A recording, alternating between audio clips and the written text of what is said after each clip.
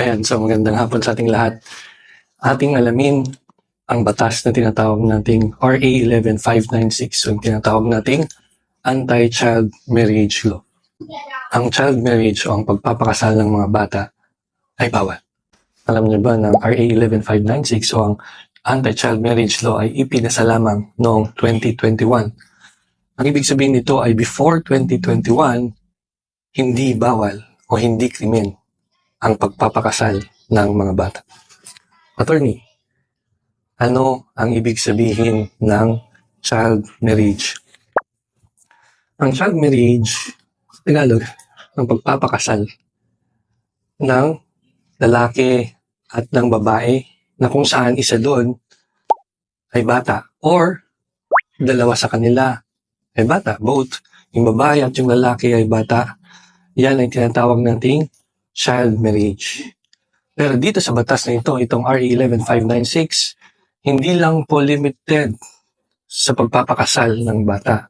Alam nyo ba na ang RA 11596 ay nagbabawal din na pagsamahin sa iisang bahay ang bata na may karelasyon na adult or dalawang bata para magsilbing parang mag-asawa ba.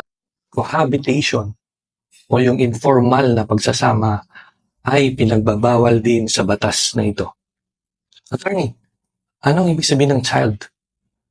Ang child sa batas, dinedefine natin siya as anyone below or anyone under the age of 18 years old.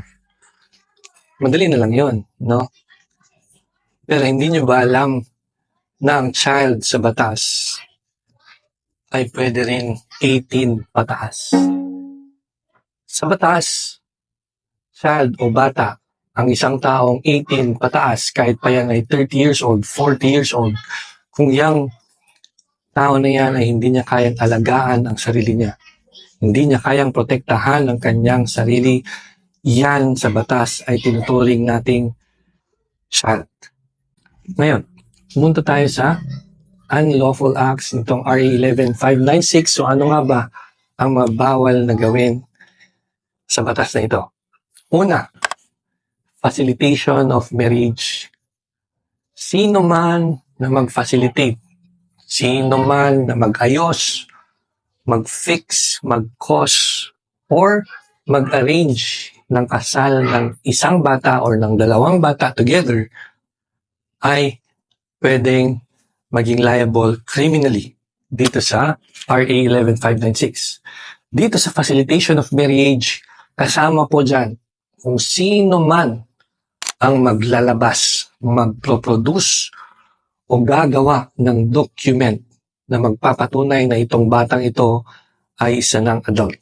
In short, sino man daw ang magpa-falsify or magproproduce ng fraudulent documents ay pwedeng maging criminally liable sa batas na ito. Pangalawa, solemnization. Sino man na authorized under the Philippine law na magkasal, no? Mga pare, mga rabbi, no matter what religion. If you solemnize a marriage of a child under the Philippine laws, you are liable criminally under this law.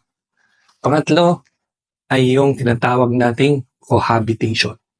Sino man ang magpapayag or mag-aalaw na magsama ang isang bata at isang adult or dalawang bata sa isang bahay na parang sila ay mag-asawa ay criminally liable dito sa batas na ito. Tandaan natin, kung sakaling matuloy ang kasal, attorney, valid ba ang kasal? Hindi. Even before this law, there's what we call the family code na sinasabi niya na walang bisa ang pagpapakasal kung ang isang party, kung yung babae o yung lalaki or dalawa sila ay bata. Walang bisa yan. Attorney, paano kung ayaw magkaso ng bata? Paano kung ayaw ding magkaso ng family? Kasi nga, silang nagpakasal, silang nagplano. Malamang ayaw nilang magkaso. E di wala ding mangyayari. Mali po.